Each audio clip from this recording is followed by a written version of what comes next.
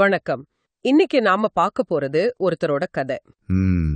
முறையா ஸ்கூலுக்கு போகாத ஒரு சாதாரண கொள்ளரோட மகன் எப்படி 19ஆம் நூற்றாண்டோட மிகப்பெரிய விஞ்ஞானிகள்ல ஒருத்தர் ஆனாரு. ஆமா, இதுதான் மைக்கேல் ஃபாரடேவோட ஆரம்ப கால கதை. ஆமா, நீங்க பகிர்ந்த சில்வானஸ் பி தாம்சனோட மைக்கேல் ஃபாரடே அவரது வாழ்க்கையும் பணியும் புத்தகத்தை வச்சு பார்க்கும்போது அவரோட பயணம் உண்மையிலேயே ஆச்சரியமா இருக்கு. ஆமா, வெறும் வறுமை கஷ்டம்னு மட்டும் பார்க்காம அந்த சூழல் எப்படி ஒரு மாபெரும் அறிவியல் மனதை உருவாக்குச்சுன்னு நாம கொஞ்சம் ஆழமா அலச போறோம். கேட்கவே சுவாரஸ்யமா இருக்கு. சரி, அவரோட பிறப்புல இருந்தே ஆரம்பிக்கலாமா? ஆரம்பிக்கலாம். லண்டன்ல ரொம்ப எளிமையான ஒரு குடும்பம் இல்லையா? ரொம்பவே எளிமையான குடும்பம். செப்டம்பர் 22, 1891 பிறந்தார். அவங்க அப்பா ஜேம்ஸ் ஃபாரடே ஒரு கொல்லர், அம்மா மார்கரெட். லண்டன்ல ஒரு குதிரை வண்டி கொட்டகைக்கு மேல இருந்த ரூம்ல தான் அவங்க வாழ்க்கை. அப்பாவுக்கு உடம்பு சரியில்லாம. ஓ, ஆமா, ஃபாரடேவுக்கு 19 வயசு இருக்கும்போதே 1810 இறந்துக்காரு. அப்படியா?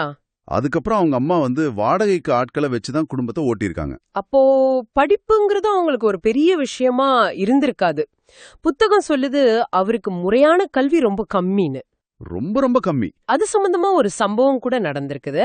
ஆமா, அது அவரோட பள்ளி வாழ்க்கையை முடிவுக்கு கொண்டு வந்த ஒரு சம்பவம். சொல்லுங்க. சின்ன வயசுல அவரோட அண்ணன் ராபர்ட்டோட பேரை ஓபர்ட்னு தப்பா உச்சரிச்சாராம். ஓ, சின்ன பிள்ளைங்க செய்யறது தானே. ஆமா, ஆனா இதுக்கு டீச்சர் அவரை பிரம்பால அடிக்கணும்னு முடிவு பண்ணி அந்த பிரம்பைய அவரை அண்ணனை கடைக்கு அனுப்பி வாங்கிட்டு வர சொல்லியிருக்காங்க. அட கொடுமையே, தன் தம்பி அடிக்க அண்ணனையே பிரம்பு வாங்க அனுப்புறதா? இது கேள்விப்பட்ட அவங்க அம்மா ஒரு நிமிஷம் கூட யோசிக்கல. 2 பசங்களையும் அந்த ஸ்கூல்ல இருந்து நிறுத்திட்டாங்க. சரிதான். அதோட ஃபாரடேவோட முறையான கல்வி முடிஞ்சது. ஆனா இங்கதான் ஒரு முக்கியமான விஷயம் இருக்கு. என்னது? அவங்க குடும்பம் சாண்டமேனியர்கள்னு ஒரு சின்ன கிறிஸ்துவ பிரிவை சேர்ந்தவங்க. ஓஹோ, இது வெறும் ஒரு மத அடையாளம்னு நினைச்சேன். ஆனா நீங்க சொல்றத பார்த்தா இது அவரோட குணத்தை உருவாக்குனதுல பெரிய பங்கு வகிச்சிருக்கு போல. மிகப்பெரிய பங்கு. எப்படி? அந்த சாண்டமேனியர்கள் அப்படி என்ன நம்பினாங்க? அதுதான் விஷயமே. சாண்டமேனியர்கள் சம்பளத்துக்கு வேலை செய்யற பாதிரியார்களை ஏத்துக்க மாட்டாங்க. அவங்களுக்கு பைபிள் மட்டும்தான் ஒரே வழிகாட்டி, ஒரே அதிகாரம். ஓஹோ. மத்தவங்க சொல்றது அப்படியே ஏத்துக்க மாட்டாங்க. நேரடியா மூலத்தை தான் பாப்பாங்க. எந்த விஷயத்தையும் ஆராய்ந்து கேள்வி கேட்டு தங்களுக்கு சரின்னு பட்டாதான் ஏத்துப்பாங்க. இது ரொம்ப சுவாரஸ்யமா இருக்கே. இந்த மனநிலை தான் ஃபாரடேவோட அறிவியல் அணுகுமுறைக்கு அடித்தளமா இருந்துச்சு. நீ இப்படி சொல்லிருக்காரு, அதனால இதுதான் சரின்னு ஏத்துக்கிற பழக்கம் அவர்கிட்ட இருந்திருக்காது. அவரோட மத நம்பிக்கை அறிவியல்ல கூட அதிகாரத்தை கேள்வி கேட்கிற குணத்தை கொடுத்திருக்கு. மிகச்சரியா சொன்னீங்க. அவரோட நேர்மை, எளிமை, அப்புறம் எந்த ஒரு விஷயத்தையும் சோதிச்சு பார்க்காம நம்பாத குணம் எல்லாமே அந்த வளர்ப்புல இருந்து வந்ததுதான். அவர் கடைசி வரைக்கும் அந்த பிரிவுல ரொம்ப தீவிரமான உறுப்பினரா இருந்தார். சரி, ஸ்கூல் வாழ்க்கை முடிஞ்சது. அப்புறம் எப்படி இந்த அறிவியல் உலகத்துக்குள்ள வந்தார்? 13 வயசுல ஒரு புத்தக கடையில வேலைக்கு சேர்றாரு இல்லையா? ஆமா, 1804 ஜார்ஜ் ரீப்பாங்கிறவரோட புத்தக கடையில நியூஸ் பேப்பர் போடுற பையனா சேர்ந்தார். சரி. ஒரு வருஷம் கழிச்சு அவரையே புத்தகங்கள் பைண்ட் பண்றதுக்கு ஒரு முறையான அப்ரண்டிஸா சேர்த்துக்கிட்டாங்க. இந்த 8 வருஷ காலம்தான் ஃபாரடேவோட வாழ்க்கையோட திருப்புமுனை. ஓ. அந்த புத்தக கடை தான் அவரோட உண்மையான பல்கலைக்கழகமா மாறுச்சு. இது கேட்க நல்லா இருக்கு. ஆனா ஒரு புத்தக கடை எப்படி ஒரு பல்கலைக்கழகமா மாற முடியும்? அங்க என்ன நடந்தது? அங்கதான் ஃபாரடே மத்தவங்கள்ல இருந்து வேறுபடுறார். அவர் பைண்ட் பண்ணும் அந்த புத்தகங்களை வெறும் பேப்பரா பார்க்கல, அதுக்குள்ள இருந்த அறிவு புதையலை பார்த்தார். குறிப்பா வாட்ஸ் எழுதின மனதை பற்றி அப்படிங்கிற புத்தகம் அவரை ரொம்ப பாதிச்சிருக்கு. அதுல அப்படி என்ன இருந்துச்சு? எப்படி ஒரு விஷயத்தை ஒழுங்கா கவனிக்கணும், எப்படி ஒரு முடிவுக்கு வரணும்னு பல வழிமுறைகளை அதுல இருந்து கத்துக்கிட்டார். ஆஹா, அவர் அறிவியலை மட்டும் படிக்கல, எப்படி சிந்திக்கணும், எப்படி கத்துக்கணுங்கிற கலையையும் கத்துக்கிட்டார். அதேதான். அப்புறம் ஒரு என்சைக்ளோபீடியாவுல மின்சாரம் பத்தின 127 பக்க கட்டுரையை படிச்சதும் அவருக்குள்ள அறிவியல் ஆர்வம் தீப்பொறி மாதிரி பத்திக்குச்சு. ஆஹா.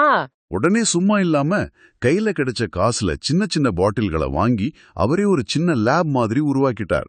ஒரு கண்ணாடி குப்பியை வச்சு அவரோட முதல் மின்சார இயந்திரத்தை செஞ்சு பார்த்தார். ஆச்சரியமா இருக்கு. இதுதான் உண்மையான கல்வி, ஆர்வத்தோட செஞ்சு பார்த்து கத்துக்கிறது. ஒரு முறையான பாடத்திட்டம் இல்லாததுதான் அவரோட பெரிய பலமா இருந்திருக்குமோ? நிச்சயமா. ஒரு ப்ரொஃபசர் சொல்றத மட்டும் படிக்காம அவருக்கு பிடிச்ச மாதிரி கெமிஸ்ட்ரியில இருந்து எலக்ட்ரிசிட்டிக்கு, அங்கேருந்து மனித மனசுக்குன்னு தாவி தாவி கத்துக்க முடிஞ்சிருக்கு. நிச்சயமா. அந்த சுதந்திரம் தான் அவரை தனித்துவமாக்குச்சு. அவரோட ஆர்வம் அதோட நிக்கல. அப்புறம் அவரோட அண்ணன் ராபர்ட், அவரும் ஒரு கொல்லர் தான். தம்பி மேல இருந்த பாசத்துல 1 ஷில்லிங் ஃபீஸ் கட்டி திரு டேட்டம் நடத்தின அறிவியல் விரிவுரைகளுக்கு அவர் அனுப்பி வச்சார். ஓ, அவங்க அண்ணன் உதவி இருக்காரு.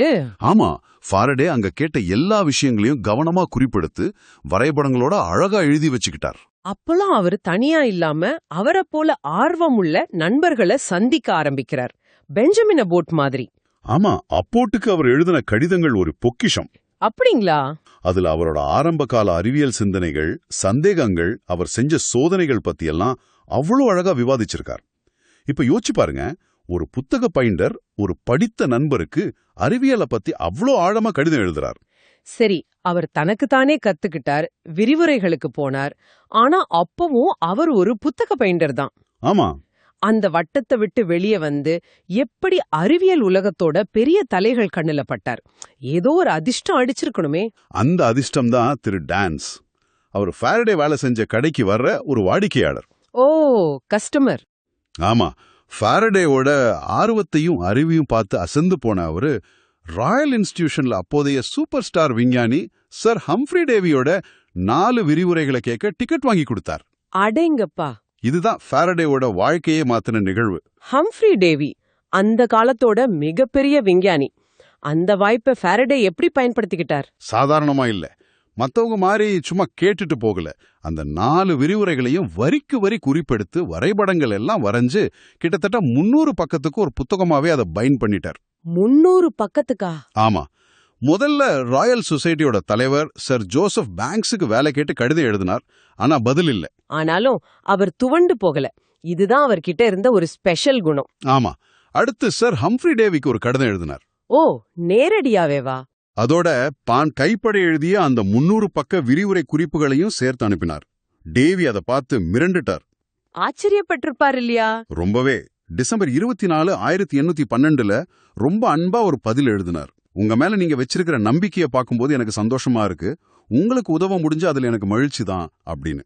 இதுவே ஒரு பெரிய அங்கீகாரம். அப்புறம் எப்படி வேலை கிடைச்சது? அதுக்கு ஒரு காரணம் இருந்தது. டேவிக்கு நைட்ரஜன் குளோரைடு வெடிச்ச ஒரு விபத்துல கண்ணுல அடிபட்டு தற்காலிகமா பார்வை போயிடுச்சு. ஐயோ!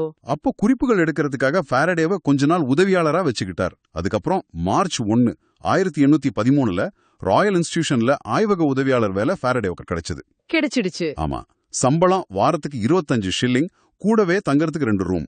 இது சம்பந்தமா ஒரு சுவாரஸ்யமான கிளைக்கதை இருக்கே. டேவி அவரோட நண்பர் பெப்பிஸ் கிட்ட ஃபாரடே பத்தி கேட்டப்போ, ஆமா, அவனை பாட்டில்களை கழுவ சொல்லு, ஒழுங்கா செஞ்சா அவன் எதுக்காவது லாயக்கு, இல்லனா ஒண்ணுக்கும் உதவ மாட்டான் அப்படின்னு சொன்னாராமே. ஆனா டேவி அப்படி நினைக்கல.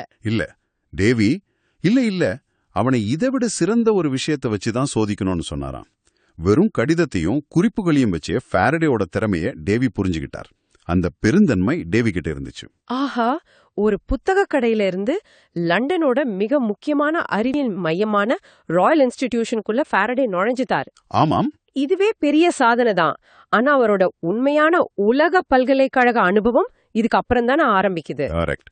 வேலையில சேர்ந்து சில மாசத்திலேயே அக்டோபர் 1813 டேவி தன்னோட ஐரோப்பிய பயணத்துக்கு உதவியாளரா வர சொல்லி ஃபாரடேவை கூப்பிட்டார். அப்படியா? இது வெறும் வேலை இல்ல, அது ஒரு மிகப்பெரிய கல்வி பயணம். லண்டனை விட்டு 12 மைலுக்கு மேல போனதே இல்லாத ஒரு 22 வயசு இளைஞனுக்கு ஐரோப்பா முழுக்க பயணம் செய்யற வாய்ப்பு நினைச்சு பார்க்கவே முடியல. அவர் அது வரைக்கும் கடலை கூட பார்த்ததில்ல. அந்த 18 மாச பயணம் ஒரு யூனிவர்சிட்டியில 10 வருஷம் படிக்கிறது சமம். பாரிஸ்ல ஆம்பியர், கே லூசாக் மாதிரி பெரிய விஞ்ஞானிகளை நேர்ல சந்திச்சார். அங்க கடற்பாசி சாம்பல்ல இருந்து கண்டுபிடிச்ச எக்ஸ்னு ஒரு பொருளை, அதுதான் பின்னாடி அயோடின்னு பேர் வந்தது இல்லையா? அதேதான். அத ஆய்வு செஞ்சாங்க. அதோட குணங்களை டேவி வேகமா கணிச்சது பிரெஞ்சு விஞ்ஞானிகளையே ஆச்சரியப்பட வச்சது. ஆனா அந்த பயணத்துல டேவியை விட ஃபாரடே தான் மத்தவங்கள ரொம்ப கவர்ந்ததா ஒரு குறிப்பு இருக்கு. ஆமா, அப்போ இருந்த டுமாஸ்ங்கிற எழுத்தாளர் சொல்றார், நாங்க டேவிய பார்த்து வியந்தோம், ஆனா ஃபாரடேவை நேசித்தோம் அப்படின்னு. ஏன் அப்படி? ஏன்னா ஃபாரடே கிட்டே இருந்த பணிவு, கத்துக்கணுங்கிற ஆர்வம், எல்லோர்கிட்ட அன்பா பழகிற குணம், இதெல்லாம் அவரை ஒரு உதவியாளரா இல்லாம ஒரு சக விஞ்ஞானிய மதிக்க வச்சது. பயணத்துல நடந்த மத்த முக்கியமான சம்பவங்கள் என்ன? புளோரன்ஸ் நகரத்துல கலீலியோவோட தொலைநோக்கிய பார்த்தார். ஓஹோ! வெறும் காகிதம், மரத்தால செஞ்ச ஒரு சின்ன கருவி. ஆனா அது பிரபஞ்சத்தை பத்தின நம்ம பார்வையே மாத்துச்சு. ஆமா, அங்கிருந்த டியூக் ஆஃப் டஸ்கினியோட பெரிய உருப்பெருக்கும் கண்ணாடிய வச்சு வைரத்தை எரிச்சு அது தூய கார்பன் தான் அப்படின்னு நிரூபிச்ச சோதனைய டேவியோட சேர்ந்து செஞ்சார். மிலன்ல மின்கலத்தை கண்டுபிடிச்ச அலெசாண்ட்ரோ வோல்டாவையும் சந்திச்சார். ஆமாம். ஒரு இளம் விஞ்ஞானிக்கு தன்னோட துறை முன்னோடிகளை நேர்ல சந்திக்கிறது எவ்வளவு பெரிய உத்வேகத்தை கொடுத்திருக்கோம். நிச்சயமா. அந்த பயணம் ஃபாரடேவோட அறிவை மட்டும் விரிவாக்கல, உலகின் தலைசிறந்த விஞ்ஞானிகள் எப்படி சிந்திக்கிறாங்க, எப்படி வேலை செய்றாங்கன்னு நேரடியா பாக்குற வாய்ப்பை கொடுத்துச்சு. ஏப்ரல் 1815 அவர் லண்டன் திரும்பும்போது அவர் ஒரு புத்தக கடை பையன் கிடையாது, ஒரு முழுமையான விஞ்ஞானி, ஒரு பக்குவப்பட்ட உலக அனுபவம் வாய்ந்த இளம் விஞ்ஞானி. ஆக இன்னைக்கு நம்ம பார்த்ததிலிருந்து மைக்கேல் ஃபாரடேவோட வெற்றிக்கு காரணம் அவரோட அடங்காத ஆர்வம், விடாமுயற்சி. அப்புறம் கிடைச்ச ஒவ்வொரு சின்ன வாய்ப்பையும் சரியா பயன்படுத்திக்கிட்டது. ஆமா, அதுதான் மிக முக்கியம். அவரோட எளிமையான தொடக்கம் அவருக்கு ஒரு தடையா இல்ல, அதுதான் அவரோட நேர்மையான குணத்துக்கு அடித்தளமா இருந்துச்சு. சரிதான். முறையான கல்வி ஒருத்தருக்கு அறிவை கொடுக்கலாம், ஆனா கத்துக்கணுங்கிற தீராத ஆர்வம் மட்டும்தான் ஒருத்தரை எந்த உயரத்துக்கும் கொண்டு போகும். அருமையா சொன்னீங்க. அதுக்கு ஃபாரடேயோட வாழ்க்கைய ஒரு மிகச்சிறந்த உதாரணம். அவர் அறிவியல ஒரு தொழிலா பார்க்கல, ஒரு சேவையா பார்த்தார். இறுதியா உங்களுக்கு ஒரு சிந்தனை. ஐரோப்பாவோட தலைசிறந்த விஞ்ஞானிகளை எல்லாம் சந்திச்சுட்டு ஊர் திரும்பின பிறகு ஃபாரடே அவரோட நண்பர் அபோட்க்கு ஒரு கடிதம் எழுதுறார். அதுல நான் கத்துக்கிட்ட அந்த சின்ன அறிவு இன்னும் எவ்ளோ கத்துக்க பாக்கி இருக்குங்கிற ஆசைய தூண்டுது அப்படின்னு சொல்றாரு. ஆமா, விஞ்ஞானி ஃபாரடேவே அப்படி உணர்ந்தார்னா அப்போ உண்மையான அறிவுன்னா என்ன? நாம கத்துக்கிற ஒவ்வொரு புது விஷயத்திலயும் அந்த ஆச்சரியத்தையும் பணிவையும் எப்படி உயிர்ப்போட வச்சுக்கிறது? யோசிச்சு பாருங்க.